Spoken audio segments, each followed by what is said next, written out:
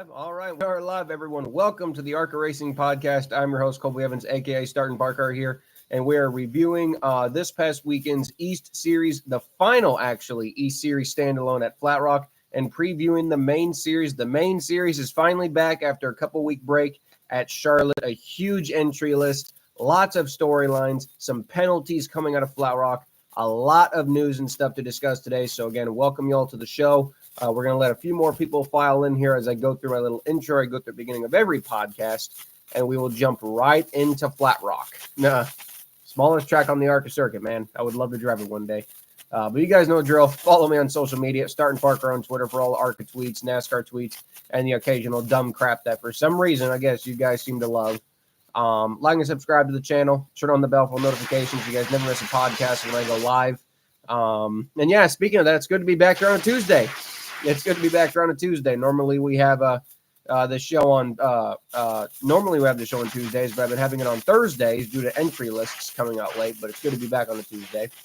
Yeah, like I said, like and subscribe to the channel. Turn on that bell for notifications so you guys never miss a podcast when I go live. Super chats are open if you'd like to financially support the show. Every donation would go towards my my racing career. So if you guys want to fund it, hey, I'd appreciate it. And of course, check out the Racing Experts for all NASCAR media related content. So jump right into it, shall we, to the smallest ARCA track on the circuit, Flat Rock in Flat Rock, Michigan. A fun, cute little quarter-mile track. It is a very, very fast but very small track. I don't really like the fact that it's just an E-Series standalone. I feel like I can only imagine what this race would be like if Flat Rock had a good 25-plus car field. I feel like that would be insane and chaos, but the right amount of fun chaos, to be honest with you. But the fact that this race is an only East standalone, I do feel like it kind of hurts it. Definitely hurts it. You know, we saw last year, I think we only got 15 or 16 last year. And then this year, this year, we only got 16 cars. And, you know, half of them, it felt like were from Andy Hillenburg almost. And realistically, again, the only competitive cars we really had in the field were the 18, 20, and 28. Then you kind of had the 55 and the 11 who were kind of, you know, in their own group.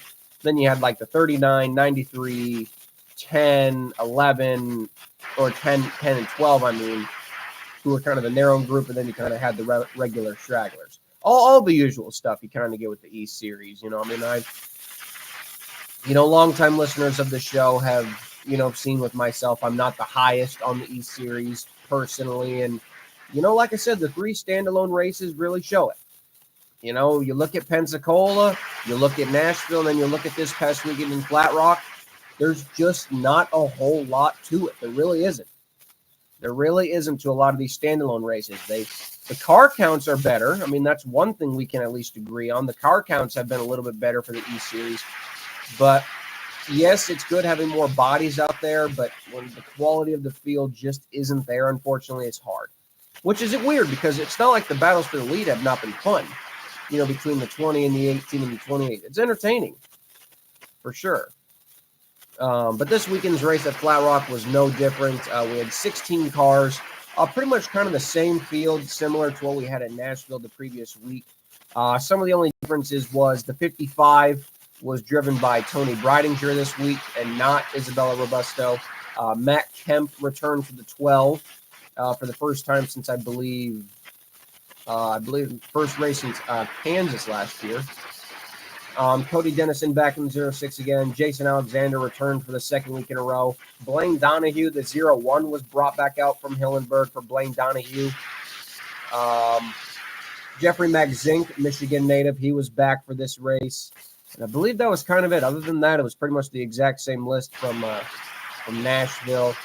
The expected starting parts were, ironically enough, the only 2 Fords in the field, which were Brad and Nate Moeller, which I feel like really says a lot, man. When you really look at the ARCA series this year, you know, obviously we know it's dominated by Toyota, but it's cool to see Chevy pumping in a lot of money to help, you know, Pinnacle really become a really competitive organization.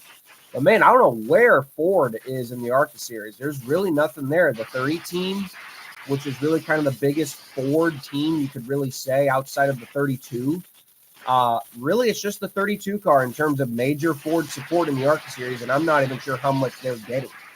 The 30 team is back to part-time. Greg Van Els runs Ford, though I'm not sure how much support he gets, if any support. I'm not sure if he does or not. I don't think he does, but you never know. Andy will run a Ford from time to time. And we know Brad runs Ford, but he doesn't get any support. Neither does Wayne. But just kind of noticeable, man. The last couple of East standalones, literally the only Fords in the field have been Brad and Nate. That's kind of interesting. Coming into this race, I fully predicted another William Zilisch dominance. He dominated this race last year. Didn't win the pole, but he still dominated the race. And I kind of expected that too. Didn't think the race was going to take very long. Last year's race, put into perspective, this year's race took less time than last year's race. Last year's race took 38 minutes. This race took only 37 minutes, which is amazing how many laps you can get done in that amount of time. Which, ironically enough, is only 37.5 miles. So they really didn't put much mileage on the cars. Looking at the practice speeds, all 16 cars did take a time, of course. William Zilisch won practice, ran 76 laps.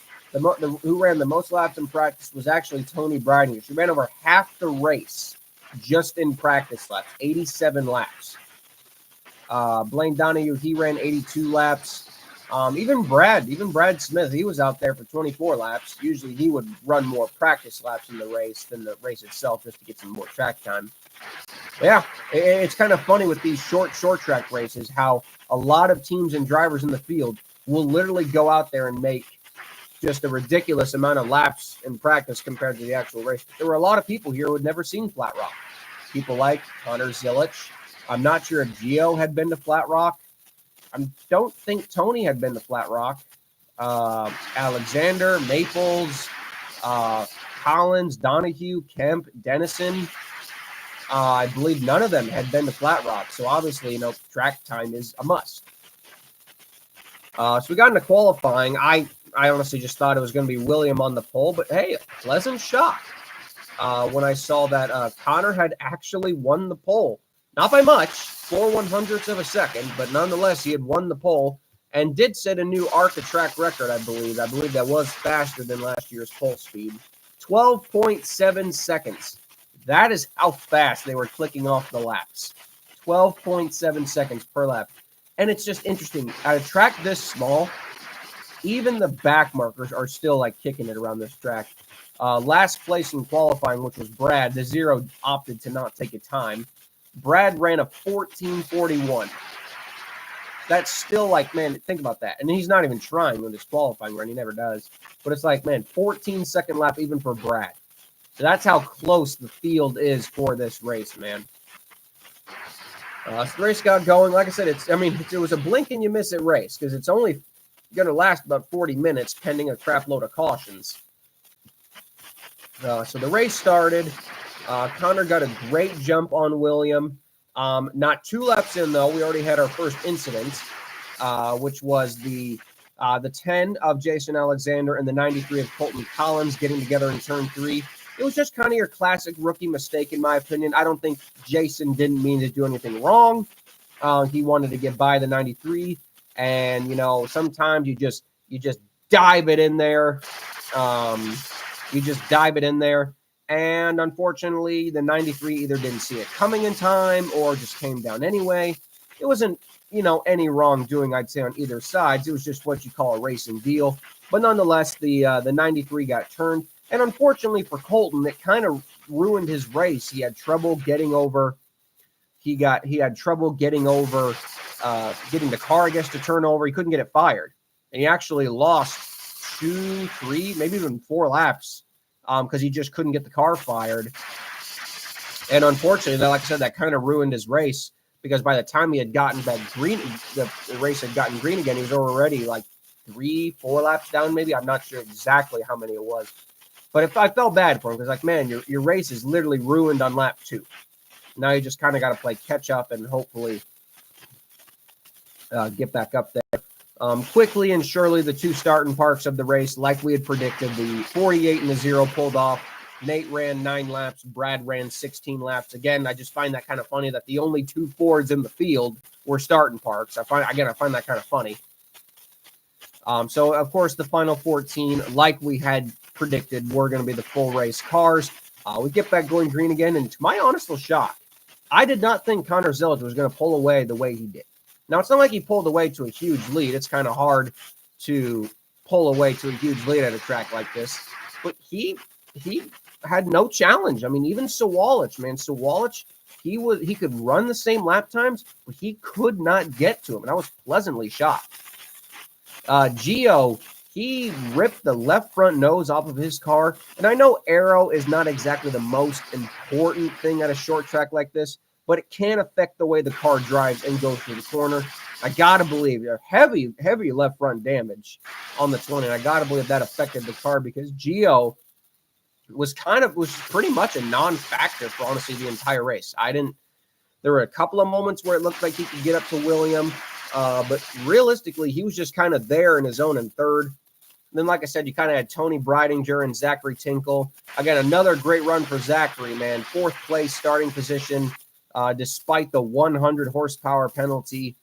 And then Tony, they were just kind of in their own battle. And then you had the other fast track cars and the 2 Costner cars and Dennison in their own battle. And then you kind of had the 99 and 31. They were in their own battle. Rita Goulet was actually competitive in this race. I mean, she actually passed a car on speed for position. So, hey, you got to give her that. She actually passed a car on speed.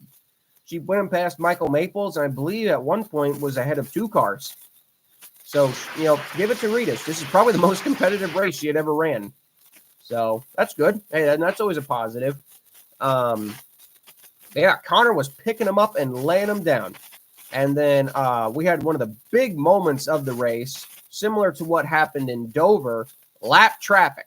And unfortunately for Connor Zilisch, he literally caught lap traffic at the worst time. Now, at a track like Dover and a track like Flat Rock, there's just really nowhere to hide. Kind of at Flat Rock, you'll just run the bottom, and the leaders will go on the outside of you. Well, what happens when you're the leader and you catch about probably a good 5 or 6 cars at once? There's nowhere to go. So for literally like 2 or 3 laps, Connor just had to mathematically get his way through the lap traffic. It was kind of funny, man. It actually was kind of funny. And luckily nothing serious. Yeah, it was lap 43. And Connor's just in a huge load of traffic. I mean, absolute huge load of traffic. And there's nowhere he can go. Everyone's trying to race. Everyone's racing for position. Everybody's trying to find their correct line. And thankfully, the 28 made it through. However, the 18 was not so lucky. The 18 of Zilisch got used up pretty good by one of the lap cars. I think it was the 65. And he would suffer damage to both the left side and the right side of his car. And even Zilisch wasn't out 100%. It was later seen that he had the right rear of his car was ripped away, similar to what Carson Quaffle had back at Dover. And when I say they ripped the bottom at Flat Rock, they ripped the bottom to the point where Connor Zilisch was literally driving in the grass in turns 1 and 2 pretty much every lap. Oh, yeah. I mean, they really ripped that track. No halfway break here. This is kind of a track. I mean, it's only a 37-mile race. They can go the entire race on fuel. There's no real reason to have a fuel man, but, just in case. But, yeah, they can go the whole race on fuel. They could probably do 500 laps on fuel, to be honest with you, just how many laps they could do here. And it was pretty clean, man. Zilisch just simply could not get to him. He could not get to him. I do like that during the race.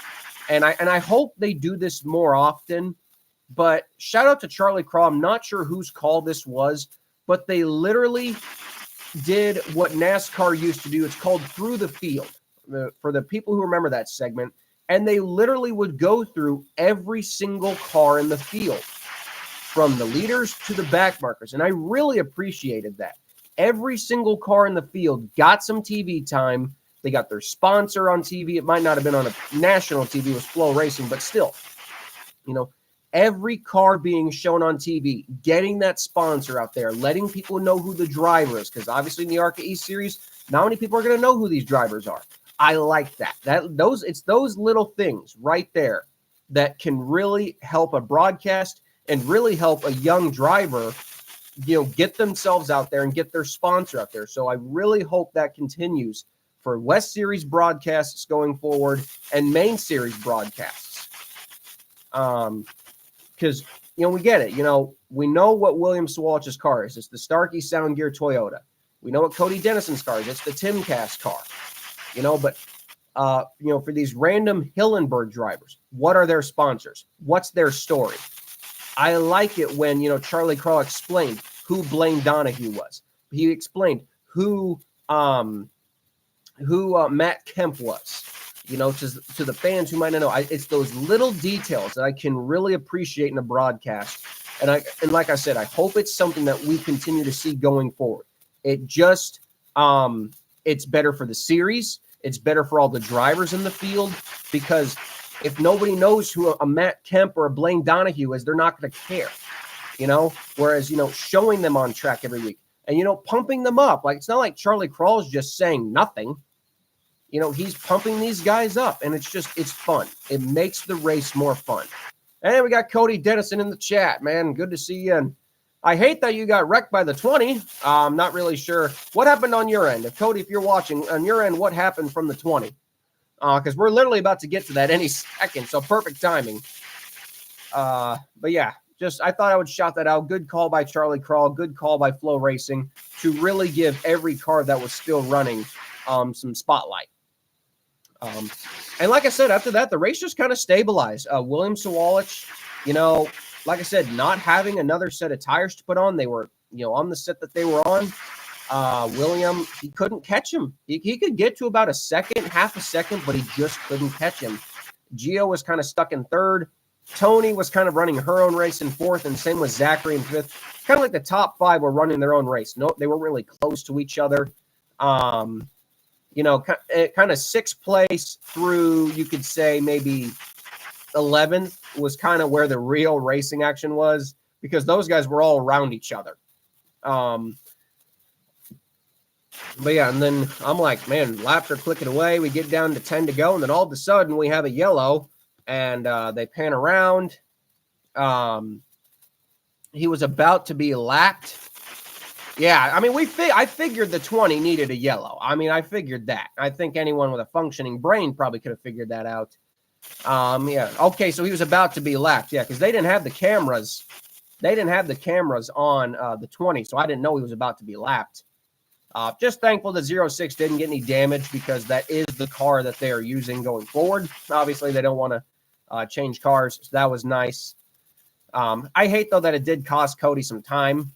Obviously, that's never cool. I mean, it's not the first time Bennerini's done that. They did that exact same thing back in 2021 at, I think it was Milwaukee, when they dumped Stephanie Moyer. So it's not the first time they've done something like this. But yeah, they restart the race, and to my shock, I thought, the 18 or the 20 was going to full send it and dump him. They didn't. The 28 got away, and Connor Zilisch won, man. It was just that simple. I figured it was going to be ugly. I figured we were going to see somebody get wrecked, but no. Connor Zilisch won his second career East Series win. And yeah, so yeah, and then that's the bad part. Cody was going to get ninth in the Peterson car. Luckily, he still got a top 10 finish out of it. I'm sure Cody would have been more disappointed had he not gotten a top 10 finish out of it, but luckily still got a top 10 out of it. But Connor Zilisch wins, kind of a shocker to me. Led every lap, too. No contest by William, really, the whole race. Swalich was second. Gio was third. Breidinger was fourth. Tinkle was fifth. So two straight top fives for Zachary. That's good for him. Matt Kemp was sixth. Blaine Donahue was seventh. Jason Alexander was eighth. Dio Wilson was ninth. Cody Dennison 10th. Colton Collins 11th. 12th was Michael Maples. 13th was Jeffrey Magzink. He was on and off the pit road for the last couple laps with engine issues. And then Rita Goulet was 14th. Of the three East Series standalone dates, I think we can kind of all agree that this was the best one, in my personal opinion. From when you look at Pensacola to Nashville to here, I would say Flat Rock was the most fun. Mainly because it's Flat Rock. It's a fun track. It really is just a fun track to drive on. It looks like it's a blast. So just by default, I'm going to give it the best East race of 2024 in terms of standalones. I love that. That's always good. Cody, if you're still watching, was Wayne pissed after the race? Like, did he want to go beat someone up? Because if he did, that'd be so funny. Can you confirm or at least deny that? Because I really just want to know. I was thinking that myself when I was watching the feed. So if you could confirm that, Cody, if you're still watching, please. But yeah, anyway, I thought the race was okay. I mean, like I said, I didn't have the biggest expectations coming into it. I give it a solid 6. I think it's at least a 6, just for the action. Just for the action you see at Flat Rock. It was fun. Wayne wasn't happy with the top 10. Yeah, true. That is true. And yeah, I mean, even after the race, Gio, boy, he looked pissed. Gio looked pissed.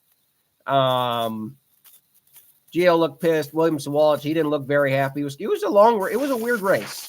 It's not very rare where you don't see the 18 lead any laps in an ARCA race. I wonder when the last time that happened, where the 18 car did not lead a single lap in an ARCA sanctioned race. Not take in an ARCA or ARCA East race. Yeah, I know the West Series, but when was the last time the 18 did not lead a lap in the race? I wonder. I would like to know what that is, man. Really would love to know. But the point standings coming out of this race, 4 races in, 4 races to go, man. 4 races to go. Connor Zilisch, he retains the points lead with this win, extends his point lead up to 12 points, which you don't think that's very big. But in the East Series, with how these car counts can be, and now that the field is merged, a 12-point gap is very beneficial as we go into these final 4 combo races. And unfortunately, things would get even worse for Gio Ruggiero and the 20 team following Flat Rock, as it was later reported today by Front Stretch that they have come with a violation of the roof height, which unfortunately has cost them 6 championship points in the driver's side and the owner's side. Shannon Rush has been fined $750 and placed on probation for the rest of the season. It's actually the second time that Venturini has been penalized this past season, as they were also penalized at Kansas as well with the 55 team. And you might not think 6 points is very much, but in terms of the East Series, Gio is now 20 points behind. And when you consider it, how close the 18 and the 20 and the 28 run to each other every single week, those 20 points, man, are really going to be hard for Gio to make up. I really mean that. They're going to have a tough time making that up, especially with how competitive both the 18 and the 28 has been. I did not expect this East Championship battle to be like this. I honestly I thought Zilisch was just going to run away with it again, like he did last year. But hey, we got a really good East Series Championship battle in our hands, especially now as we go into the combo races, and I'm excited. And I agree, Zilisch is a real talent, man. And he's so young. I mean, I'm only 22, and the kid's 5 years younger than me. And look what he's done. So, yeah. And you never know. If the 20 team keeps screwing up, Zachary Tinkle is only 8 points behind. He could get there, which would be kind of cool. But yeah, and then the rest of the East Series points, Zachary Tinkle in 4th, of course, minus 28. And then the battle for the top 5. Remember, guys, the top 5 go to the banquet. Remember that. So for DL Wilson, Cody Dennison, Michael Maples, and Rita Goulet, man, that's the battle for them too, you could say. The top 5 go to the ARCA Menard Series East banquet and will get featured on stage. So that's another battle, for DL, Cody, and Michael and Rita. That's what you're after. So fun thing for them to go after. The owners' points, of course, Pinnacle Racing Group leads JGR, Venturini, and Fast Track and Costner. Like I said, not much change there. But the East Series Championship definitely lighting up. Of course, The next race for the East Series, is that Iowa? Is that the next? Is that the next race for the ARCA East Series? If anyone in the chat can confirm, I think it is. I'm not 100% sure off the top of my head, but I'm looking at the schedule right now. Yeah, it is. June 14th at Iowa Speedway. Yep. And by the way, speaking of that, Iowa guys, hoping within the next week or two, hoping within the next week or two, guys, we can announce something for Iowa. I'm really excited. Charlotte will pretty much be all I'm going to say is Charlotte will be the deciding factor for my Iowa ride. That's how I'm going to put it. Charlotte will be the deciding factor. So yeah, I'm a little nervous watching this weekend, but obviously I'm trying to stay calm at the same time. But anyway, guys, that's kind of the East Series review. We will catch that series back up when we talk about Iowa. We now transition over to the main division at Charlotte Motor Speedway. And I am proud to say we have a huge entry list. And I mean huge compared to most ARCA races at Charlotte. A whopping 30 cars. I think that's the biggest entry list we have had for a Charlotte race since the first one in 2018, or the comeback. And since the comeback in 2018. And that's just so welcoming to see. I mean, I remember in 2018, they had 30 cars. I think Brad blew up in practice. So realistically, we only had like 29 actually take the green flag. So you could actually say that this is probably the biggest ARCA field that we've had. But yeah, they raced up in here until 2004. Then they took a break and came back in 2018. We had 30 in 18, 24 in 19, 21 in 2023 in 2021, 26 in 2022, and 28 last year. So definitely car counts are on the up and up, and that is always a thumbs up. So we will go through the entry list in order. So just bear with me as I read all this off. We'll start off here. The 2 of Andres Perez de Lara, the 6 of LeVar Scott, a 3rd Rev Racing entry, the number 9 of Sebastian Arias. So there's something new. Cody Dennison in the 10, obviously running the bigger tracks for Andy Hillenberg, smaller tracks for Peterson. He's got Todd Parrott as his crew chief. So how about that, Cody? You got a Daytona 500 winning crew chief. Jason Alexander returns for his 3rd straight race in a row in the 11. Ryan Roulette returns in the 12. Chris Wright in the 15. Tanner Gray returns to the 18. Dean Thompson this time is in the 20. Amber Balkin in the 22. Tony Breidinger in the 25. Good to see Tim Richmond back in the 27. Connor Mosak, Kansas winner, returns to the 28. Mitch Gibson, for the first time since Talladega, will return to the 31. Christian Rose in the 32. Greg Van Alst in the 35. Ryan Huff, good to see him back in the 36. Good old Brad Smith in the 48. Gus Dean in the 55. Hunter Deschantel in the 57. Will Kimmel in the 69. Andy Jankoliak in the 73. Austin McDaniel in the 75. Carson Quapple in the 82, a second appearance by the 82 car. AJ Moyer in the 88. The 93 of Caleb Costner. The 97 of Jason Kitzmiller. 99 of Michael Maples. 03 of Alex Clubb. And the 06 of Con Nicolopoulos. So a pretty solid field. Not going to lie, pretty solid field. We, last year's race was fun. It was dominated again by the 20. That's when Jesse Love just really went on his tear of good races. Where he was just absolutely dominating. And I think it also saw the last appearance of the Tricon car. Last year's race was definitely interesting. We had the Peterson car struggling with one-wheel drive. Let us not forget that, where I think AJ was running, like 13 seconds a lap off the pace just because he had only one-wheel drive. That was a long day for Peterson. Stephen Light, he had engine issues. CJ McLaughlin starting parked. It was a weird race last year. It was also the race where Greg Van Alst, he got wrecked, and he kind of, mixed with personal issues, he sat out the rest of the season outside of a couple of races. So yeah, last year's race was weird, man. It was a weird race. Jesse Love won. Looking at the entry list this week, man, I tell you, I don't know. You know, one of the things that has been noticeable is that we have not had a full-time driver win. Andres, LeVar, Christian Rose, Cody, of course, Andy J, Chris Wright, you know, GBA. We haven't seen any of them win. And I think that this could finally be the weekend where we see it get done. I think this is the weekend where we finally see a main full-time regular get the win. And I'm going to go with LeVar Scott. You know, Rev has been really good with their 1.5 mile program at certain tracks. Kansas, not so much. But Charlotte, they have always done a good job at Charlotte. So I'm actually going to go with LeVar Scott as my pick. I think we finally see a main series full-time regular get the win this weekend. Obviously, we know Tanner Gray is going to be tough to beat, but when you blow a win like it did at Kansas, I'm not sure what else to expect out of you.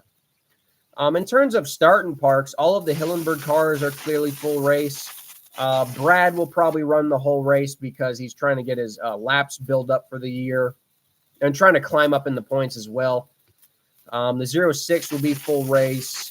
So looking at this entry list as well, I don't see any starting parks. I think we got 30 full race cars coming to Charlotte, which says a lot too. I mean, you know, in this race last year, we had 3 or 4 starting parks.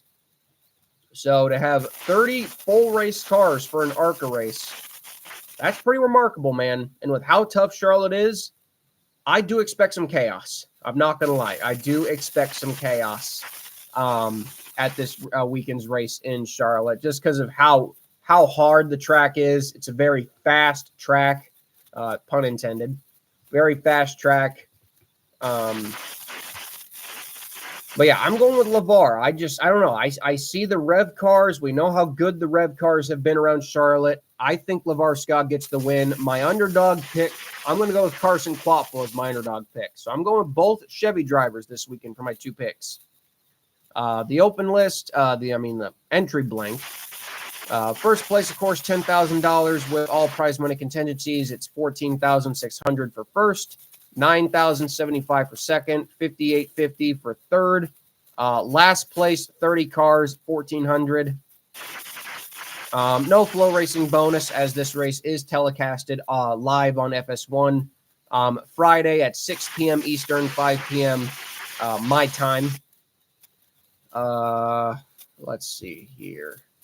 Yep, Friday, just a good old one-day show. Should be a fun race. It really should be a fun race. The last couple of races at Charlotte have been really, really good. And especially when the field is this even, I should say. You know, we know how good the 20 is. It is kind of the flagship car for Venturini. We know Dean Thompson's going to be good too. But, you know, we saw that at Kansas. The 28 could hang with them. And Charlotte is a completely different animal than Kansas. You can run either line and be competitive. Either line. And it's just a fun track. It's a fast, fun track. I think there's multiple cars that could win this race. In terms of cars that could honestly win this race, you got to put Andres in there, LeVar, Chris Wright, Tanner Gray, Dean Thompson.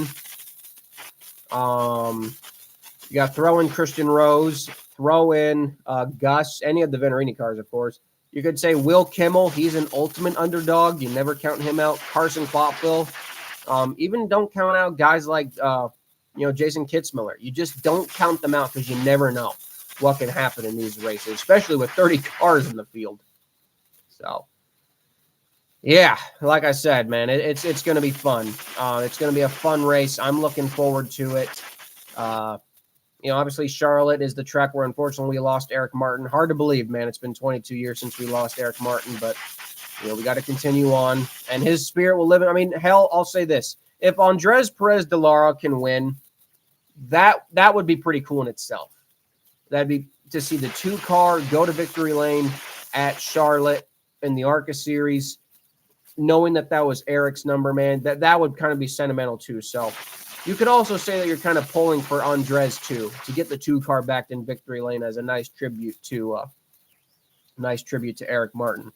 But yeah, as far as I know, looking at this field, I don't believe Brad's going to start in park. Khan is at the point now where when Khan is in the car, he's a full race deal for Peterson. He doesn't start in park anymore like he used to in the past. Hard to believe this will only be his second start of the year. He drove Talladega, and then he's obviously driving Charlotte. So, yeah. So let's see here. The point standings, like I said, we mentioned, Andres Perez de Lara comes into this race as the points leader, leading Greg Van Alst by 6 points. Amber Balkin, who's actually in third place, I never would have predicted that, but she's in third place, minus 19. Christian Rose in fourth, minus 20. Chris Wright, who is, I'll say, he's definitely done a good job at closing up the gap, minus 22. LeVar Scott in sixth, he's minus 37. Andy Jankowiak, who's still not confirmed for full time, but I'm still going to put him up there. He is seventh, minus 37. And Tony Breidinger, eighth, minus 41. Alex Clubb, ninth, minus 65. And he's tied with Michael Maples, also minus 65. And Cody Dennison is down in 11th, really only because he missed the first 2 races and didn't have a chance to build up his points. Other full-timers like Brad, unfortunately, with the, missing Dover and his lack of, anything good of a finish, he's still stuck in 24th. But good news for Brad is that at the end of this race, he will jump quite a few people in the field. He will jump like, I think he'll jump Enuzita, Rife, Swalich, Gio, and like couple more people, so he'll get up there eventually. By the time the season's over, you'll see Brad Smith in the top 10 in points. By the season's over, or not top 10, but top 15. We'll go with top 15, not top 10. Top 15 in the points. So, but yeah, guys, that's Charlotte, man. I think we're in for a fun race. Like I said, I'll still get 9th in Maine. Yeah, I think you've definitely got a shot at ninth place in the points, Cody. I think you do. I mean, I think that would guarantee you to the banquet as well. I believe it's the top 10 in the banquet. Go to the banquet. So hey, you could still make it to the banquet either way. But yeah, and yeah, like I said, good luck to Cody. He is driving a Toyota this weekend, so a different car that he's been driving for Hillenberg. And yeah, good luck, Cody. I know how much you're looking forward to Charlotte. I definitely know how much you said you were looking forward to that one. This race was mauled by crashes last year. Quite a few spins and crashes and accidents. Hopefully Will Kimmel doesn't crash again. The 69 car doesn't have exactly the best history at Charlotte. It's crashed in the last 2 races. So come on, Will. Let's get her to the flag, buddy. I love you, man. And yeah, hopefully the brother-in-law cars finish. Good to see Brian Dowsett back. They're not bringing the trucks. That's kind of sad, but it's good to see both our cars running. Yeah, just happy to see car counts going up, man. Anytime we can see car counts going up, you're going to see a big smile on my face. And like I said, I was mentioning earlier, in terms of my deal for Iowa, like I said, I can't go into really a lot of details. But it pretty much depends on how Charlotte goes. That's kind of how far I can go into it. If Charlotte goes well for a certain team, then we might be looking at a deal for Iowa. If not, I don't know. So I'm going to be honest with you guys. Watching this race on Friday, I'm going to be nervous. I'm going to be nervous for sure. But if we can get through Friday with no serious issues or accidents, I think it's pretty safe to say that Iowa's going to happen. And it's just a matter of whether we can find sufficient sponsorship or not, which I'm in the process of. It sucks. It is not easy. I don't know how these drivers do it on a weekly basis. God, the stress level is just the stress level is to the point where I think you got to be in the sport yourself just to worry about it. As for the main series, after Charlotte, we go road course. Oh, actually, no. After Charlotte is just Iowa. So after Charlotte, it's Iowa, then road course racing at Mid-Ohio, then Berlin, and then Lucas Oil. So that is a look at the next 5 races coming up: Charlotte, Iowa, Mid-Ohio, Berlin, and Lucas Oil. Definitely a jack of all trades, racetracks wise. An intermediate, 3 short tracks, and a road course. That's why I love this series, man. You do get definitely, even though it's a 20 race series, you get plenty of diversity. So, absolutely. Yeah, I can imagine, Cody. I can imagine, especially with the East Series standalones, you probably are happy to get a couple weeks off. So, yeah, guys. But that's pretty much it for tonight's show. Not much else really to talk about. Flat Rock was fun. Happy to see the combo races come back so we can get some more competitive fields.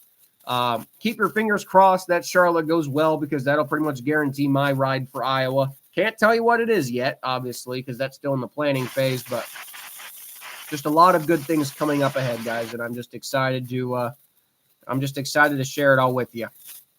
And and to all the long-time listeners, thank you again for keep tuning in, and maybe we can do a ARCA podcast from behind the wheel someday. I'm not really sure if that's possible, but we'll try it. I mean, if it can happen, I would love to do a podcast from behind the wheel, not while I'm driving, but like while I'm sitting in the car and I can just put the phone up and go live. That would be fun. That would be a lot of fun. But anyway, guys, I got to go get dinner because it's already 7:42 and I'm starving. And so have a great rest of your week, guys. I will see you all hopefully next Tuesday. Hopefully next Tuesday if the entry list comes out, or next Thursday, whatever date it is. And have a good night, guys. I give you all the goodbye salute. Don't forget to like and subscribe for all notifications and all that fun crap. You guys know what I'm talking about. And I'll see you all at the next one. Take care and good night.